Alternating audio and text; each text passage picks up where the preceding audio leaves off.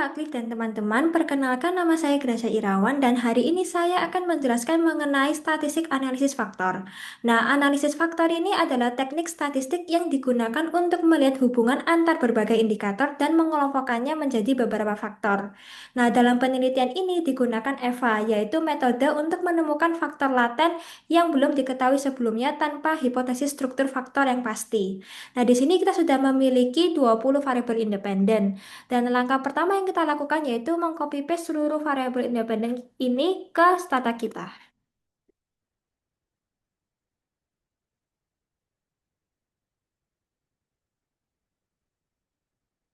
Nah, langkah pertama yang kita lakukan yaitu mencari mana di antara faktor-faktor ini yang menjadi faktor utama dengan melakukan analisis faktor melalui metode PCF. Jadi faktor, lalu per, PS, PCF, PB, FA beta, ROA, ROE, ROIC, gross margin, operating margin, EBITDA margin, net margin, quick ratio, current ratio, inventory, asset turnover, DER, long term. Lalu, koma PCF. Nah, di sini kan terdapat 20 variabel dengan jumlah observasi sebanyak 160.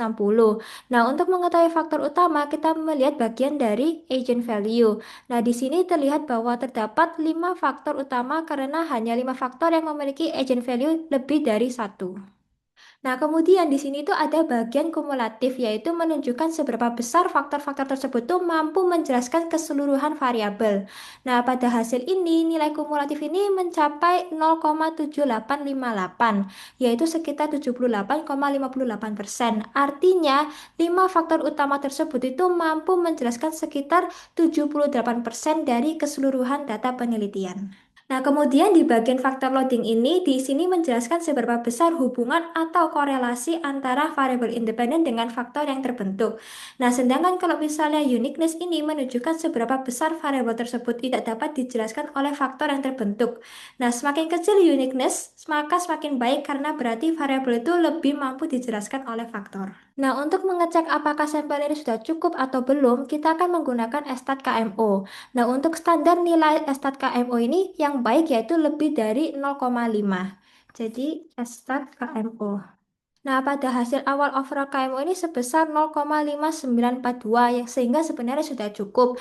Namun masih ada beberapa variabel yang memiliki nilai kurang dari 0,5, yaitu di sini ada inventory turnover, ada DER, dan ada long term debt to equity ratio. Nah, karena masih ada yang kurang dari 0,5, maka variabel tersebut tuh harus dihapus satu persatu, dimulai dari yang paling rendah. Nah, di sini bisa dilihat kalau misalnya yang paling rendah ada di inventory turnover. Jadi, langkah selanjutnya kita akan melakukan penghapusan dengan menggunakan drop, lalu inventory turnover.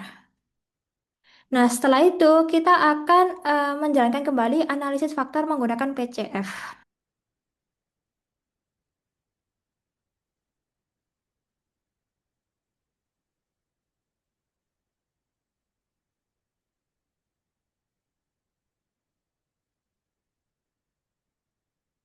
Lalu kita start KMO. Nah, di sini bisa dilihat setelah dicek kembali menggunakan KMO, ternyata masih ada variabel yang kurang dari 0,5, yaitu ada DER sama long term debt to equity ratio.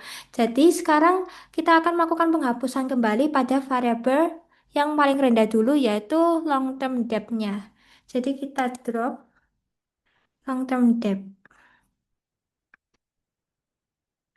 Kemudian dilakukan analisis faktor lagi dan dicek kembali menggunakan stat KMO-nya.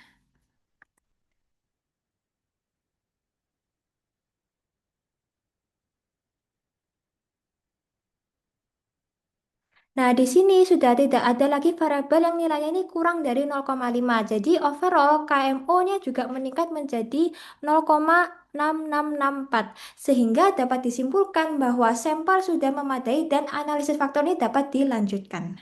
Nah, kemudian langkah selanjutnya yaitu melakukan rotate blank 0,7 untuk melihat variabel mana yang benar-benar memiliki hubungan kuat dengan faktor.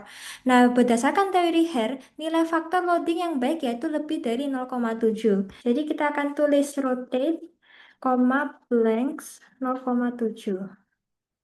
Nah, di sini adalah hasil rutin menunjukkan bahwa faktor satu ini terdiri dari variabel per PS, PCF, dan PB. Sedangkan untuk faktor kedua ini ada ROE, ROA, ROIC, dan juga aset turnover. Sedangkan untuk faktor ketiga ini terdiri dari operating margin dan EBITDA margin. Lalu faktor empat ini terdiri dari DER, DER, dan long term debt to total asset ratio. Dan terakhir untuk faktor 5 ini terdiri dari quick ratio dan current ratio. Nah, sedangkan beberapa variabel seperti EBITDA, gross margin, dan juga net margin ini tidak muncul karena nilai loadingnya itu kurang dari 0,7 sehingga hubungannya dengan faktor itu masih lemah. Sehingga dapat disimpulkan bahwa terdapat 14 variabel independen yang memiliki hubungan kuat dengan faktor utama karena memiliki nilai faktor loading di atas 0,7. Nah, setelah dilakukan analisis faktor, langkah selanjutnya yaitu melakukan analisis SEM dengan mediasi. Nah, analisis ini dilakukan untuk mengetahui hubungan langsung maupun tidak langsung antar variabel penelitian. Nah, pada model penelitian ini digunakan inventory sebagai variabel independen dan ROA-nya sebagai variabel mediasi dan PB-nya ini sebagai variabel dependen. Selain itu, analisis ini juga bertujuan untuk melihat apakah ROA mampu memediasi pengaruh inventory turnover terhadap PB. Jadi langkah pertama yang kita lakukan adalah untuk mengcopy paste ketiga variabel ini ke stata.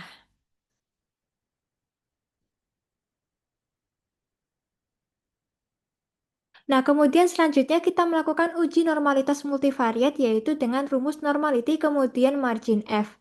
Jadi rumusnya MV test normality, lalu untuk X-nya, habis itu untuk mediasinya, dan Y-nya.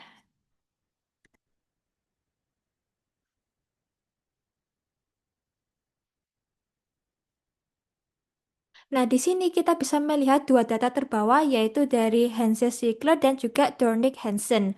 Nah, di sini nilai untuk Hansen-Sinclair ini sebesar 0,2046, sedangkan untuk yang Dornick ini sebesar 0,1573.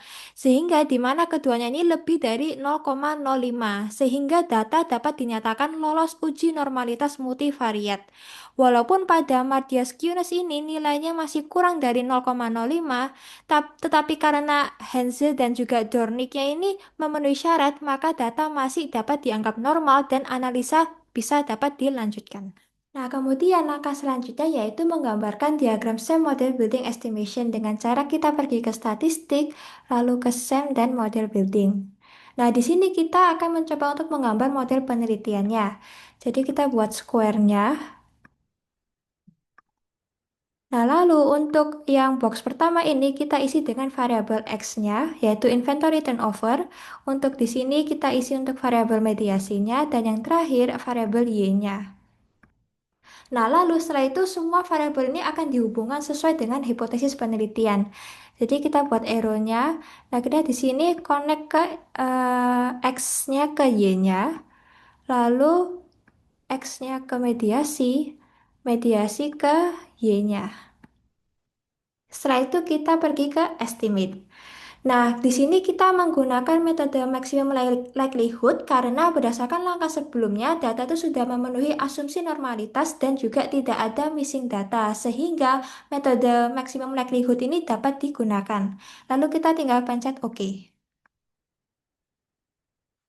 Nah, di sini sudah muncul hasil estimasinya dan kita bisa melihat probabilitas pengaruh masing-masing variabel. Nah, untuk hubungan inventory turnover terhadap ROA ini, nilai probabilitasnya itu sebesar 0,691 atau lebih dari 0,05 sehingga tidak signifikan. Kemudian, hubungan ROA terhadap PB ini memiliki probabilitas sebesar 0,000 sehingga signifikan. Dan selanjutnya, hubungan langsung inventory turnover terhadap PB ini memiliki probabilitas sebesar 0,000 sehingga juga signifikan yang artinya inventory turnover berpengaruh langsung terhadap PB sedangkan pengaruhnya terhadap ROA tidak signifikan. Nah, lalu langkah selanjutnya yaitu melihat goodness of fit menggunakan StatGov. Jadi StatGov, stat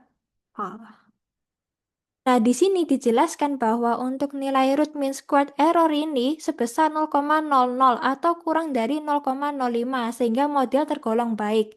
Dan untuk nilai 90% CI ini juga menunjukkan 0,000 yang dimana juga baik karena batas bawah dan atasnya itu 0,000. Dan untuk nilai P cross ini sebesar 1,000 di mana jika mendekati satu atau sama dengan satu berarti model sangat baik. Nah, selanjutnya untuk nilai SRMR ini sebesar 0,000, di mana semakin rendah nilainya maka model semakin baik. Kemudian nilai untuk CD-nya ini sebesar 0,424 yang berarti sekitar 42,4% variabel dalam model ini dapat dijelaskan oleh model penelitian. Nah, kemudian langkah berikutnya yaitu uji mediasi menggunakan MATSAM. Jadi MATSAM lalu independen diisi dengan inventory turnover, lalu mat, raw, dan depth dependent dengan y-nya. Lalu kita enter. Nah, di sini ketika mengeluarkan hasil mediasi sudah ada penjelasan pada Baron dan Kenny approach. Nah, di sini di step 1 ini hubungan antara inventory turnover dengan ROA ini memiliki p-value sebesar 0,691 sehingga tidak signifikan. Nah, kemudian pada step 2 hubungan ROA terhadap PB ini memiliki p-value sebesar 0,000 sehingga signifikan.